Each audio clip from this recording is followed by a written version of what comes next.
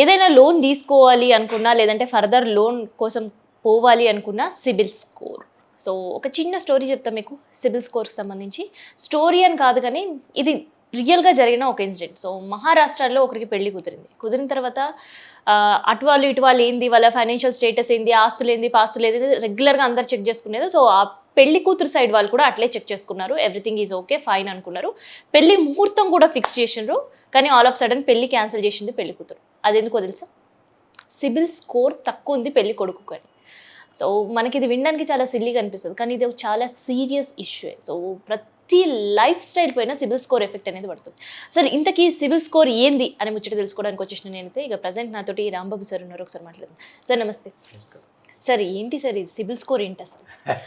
అంటే ఒక లైఫ్ని కూడా చేంజ్ చేసే పరిస్థితికి సిబిల్ స్కోర్ వచ్చింది. అంతే కదా. ఇప్పుడు అనేక మంది బ్యాంకుల్ని రుణ సహాయం కోసం అప్రోచ్ అవుతున్నటువంటి సందర్భంలో మిమ్మల్ని చూసి మీ యొక్క క్రెడిట్ రేట్ ఏదైతే ఉందో దాన్ని నేను గమనించలేను కదా. మీకు ఉన్నటువంటి ఆస్తిపాస్తులు ఉండొచ్చు. ఆ ఆస్తుల మీద కూడా అనేక రకాల డబల్ రిజిస్ట్రేషన్లు, త్రిబుల్ రిజిస్ట్రేషన్స్, మేము తీసుకున్నటువంటి కొలేటరల్ సెక్యూరిటీ ఏదైతే ఉందో ఆ తర్వాత సెక్యూరిటీ వాల్యూ లేదన్నటువంటి సందర్భాలు ఉన్నటువంటి నేపథ్యంలో 2000 సంవత్సరంలో క్రెడిట్ ఇన్ఫర్మేషన్ బ్యూరో లిమిటెడ్ అనేటటువంటిది సిబిల్, దానికి ఫుల్ ఫామ్ కనుక మనం చూస్తే క్రెడిట్ ఇన్ఫర్మేషన్ బ్యూరో లిమిటెడ్ అనేటటువంటిది 2000 సంవత్సరంలో స్థాపించబడిన తర్వాత ప్రతి ఒక్క వ్యక్తి యొక్క తన పాస్ట్ రికార్డ్, అంటే తను తీసుకున్నటువంటి క్రెడిట్ కార్డ్స్ కానీ, తను తీసుకున్నటువంటి రుణాలు కానీ, పేమెంట్ చేసినటువంటి తీరు కానీ ఇవన్నీ కూడా దానిలో రికార్డ్ అయ్యి మళ్ళీ మనం తిరిగి ఒక కమర్షియల్ బ్యాంకుకో లేదా ఒక ఫైనాన్షియల్ ఇన్స్టిట్యూషన్కో రుణ సహాయం కోసం వెళ్ళినప్పుడు మీ ఫేస్ని కానీ లేదా మీకున్నటువంటి డాక్యుమెంట్ని చూడకుండా మీ క్రెడిట్ చరిత్ర, ఈ రుణాలు తీసుకున్నటువంటి వాటిలో మీ క్రెడిట్ చరిత్ర అంటే మీకు క్రెడిబిలిటీ, గట్టిగా మనం మాట్లాడాలంటే క్రెడిబిలిటీ, మీ క్రెడిబిలిటీ ఎంత ఉంది, ఇంటెగ్రిటీ, ఫైనాన్షియల్ ఇంటెగ్రిటీ ఎంత ఉంది అని తెలుసుకోవాలంటే ఈ సిబిల్ రేటింగ్ అనేటటువంటిది అన్ని ఆర్గనైజేషన్కి సహాయం చేస్తున్నాయి కాబట్టి బ్లైండ్గా దాని మీద డిపెండ్ అయిపోతున్నారు. అయితే వీటి వల్ల దాదాపు 685 నుంచి 900 పాయింట్ల వరకు కూడా దానికి ఒక స్కోరింగ్ రేట్స్ ఉన్నాయి. మీరు చేసేటటువంటి డిఫాల్ట్ కానీ, మీరు ఎగ్గొట్టినటువంటి రీతి కానీ, లేదా మీరు క్రెడిట్ ఇన్ఫర్మేషన్ తీసుకునేటటువంటి ప్రాసెస్లో మీ యొక్క వివరాలన్నీ కూడా ఏ రకంగా ఫీడ్ అవుతాయి, వీటన్నిటి మీద ఈ పాయింట్స్ అన్ని రికార్డ్ చేస్తున్నప్పుడు 685 నుంచి 900 మధ్యలో కనుక ఉంటే మాత్రమే మీకు రుణాన్ని క్లియర్ చేసేటటువంటి పద్ధతిని ఆల్రెడీ అవలంబించారు. అయితే మరి ఇప్పుడు సిబిల్ రేటింగ్ అనేటటువంటిది ఇంకొకటి సార్ ఫిక్స్ చేసిర్రు బాగానే ఉంది కానీ అసలు దాన్ని సిబిల్ స్కోర్ ఎట్లా అంటే క్రెడిట్ కార్డ్స్ కొంతమందికి ఏంటంటే క్రెడిట్స్ కార్డుల పైన లోన్లు తీసుకోవాలి, నేను ఇన్ టైం కట్టేస్తే నాకు సిబిల్ స్కోర్ పెరుగుతుందని, లేదు గోల్డ్ లోన్లు తీసుకొని నేను ప్రాపర్గా టైంకి పడితే సిబిల్ స్కోర్ పెరుగుతుందని. ఇవన్నీ వాస్తవమేనా? అంతే కదండి. ఇప్పుడు ప్రతి ఒక్క వ్యక్తికి రుణం బ్యాంక్ నుంచి ఎట్లా వస్తాయి? బ్యాంకులో డబ్బు ఎక్కడిది? ప్రభుత్వాలు ఏమైనా సప్లై చేసినాయా లేదా బ్యాంకులు ఏమైనా కట్టలేదు కదా.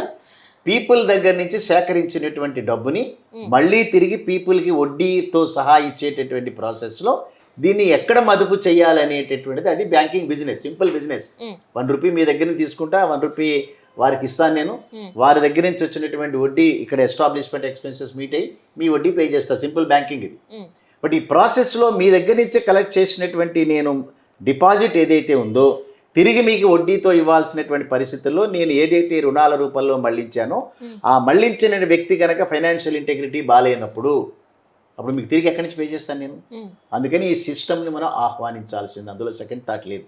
అక్కడెక్కడో మహారాష్ట్రలో పెళ్ళి ఆగిపోతే ఇంకా ఆవిడకి మంచి చేసింది, ఆ సిబిల్ స్కోరింగ్ అనేటటువంటిది ఆవిడకి మంచి జరిగిందనే చెప్పాలి. ఎందుకని ఫైనాన్షియల్ ఇంటెగ్రిటీ లేనటువంటి వ్యక్తి రేపొద్దున్న ఏ మోసమైనా చేయొచ్చు కదా. వాళ్ళకి ఫైనాన్షియల్ ఇంటెగ్రిటీ ఎక్కడ?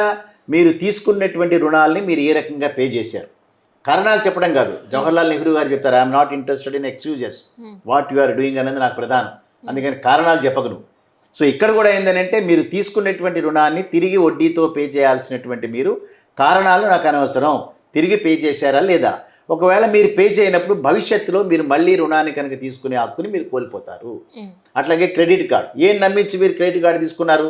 మేము తీసుకునేటువంటి ఆ క్రెడిట్ కార్డు ద్వారా ఉపయోగించినటువంటి మనీ ఏదైతే ఉందో సకాలంలో మేము పే చేస్తామని చెప్పారు. మీరు సకాలంలో పే చేయరు, వడ్డీతో పే చేయాలి, ఆ వడ్డీ కూడా పే చేయరు. అలాంటప్పుడు మీకు నెక్స్ట్ క్రెడిట్ అనేది రాదు మీకు.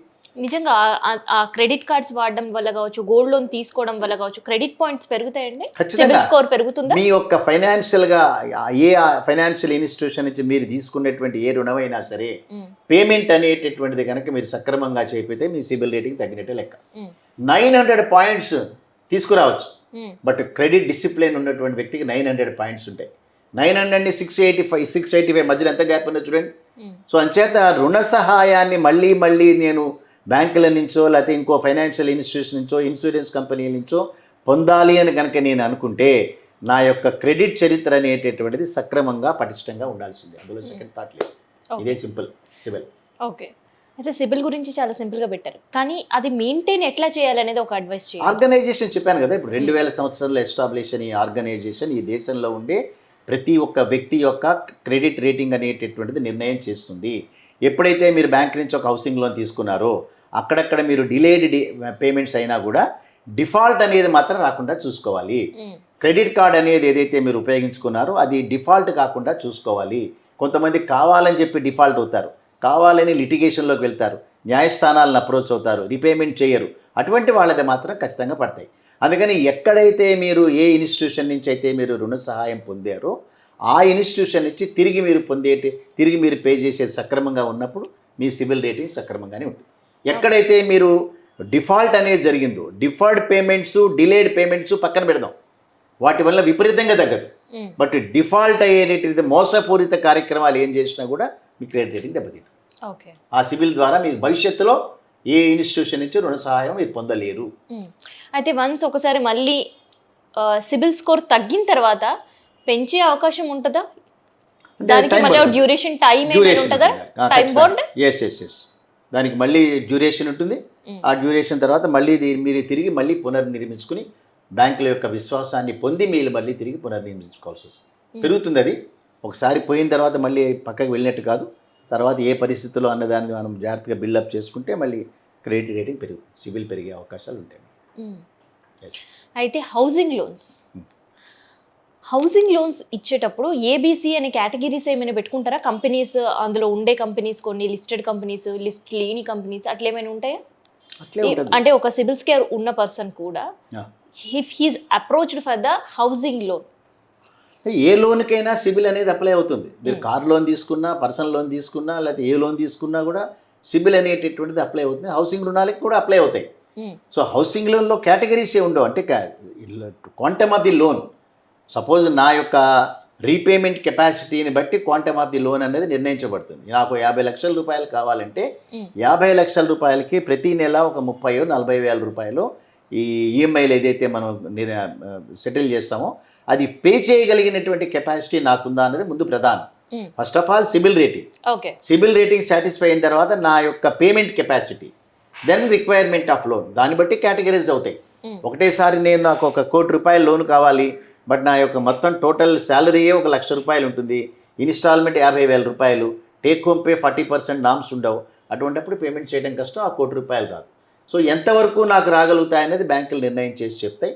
అంత మేరకు తీసుకోవాలి, ఓ 20% మార్జిన్ దానిలోంచి భరించాలి. అంత ప్రాసెస్ ఇది. ఎందుకంటే పీపుల్ దగ్గర నుంచి కలెక్ట్ చేసినటువంటి డిపాజిట్నే మనం మళ్ళీ ఇస్తాం కాబట్టి ఇటువంటి పద్ధతులు కనుక పెట్టుకోకపోతే బ్యాంకులే దివాళా తీసేటటువంటి పరిస్థితి. వ్యక్తులు ఎట్లాగో నష్టపోతారు డిపాజిటర్, బట్ బ్యాంకులు కూడా దివాళా తీస్తాయి. కేవలం ఒక 10 మంది 15 మంది డిఫాల్టర్స్ వల్ల ఒక వెల్ ఎస్టాబ్లిష్డ్ బ్యాంక్ ఎందుకు దెబ్బతినాలి? ఇటువంటి బ్యాంకులు కనుక ఒక 100-200 కనుక నిర్మితమై వస్తే అనేక మందికి బెనిఫిట్ అయ్యేటటువంటి ఈ బ్యాంకులు ఓ 10 మంది 20 మంది యొక్క మోసపూరిత చర్యల వల్ల ఎందుకు మొత్తం వ్యవస్థ ఎందుకు నష్టపోవాలి?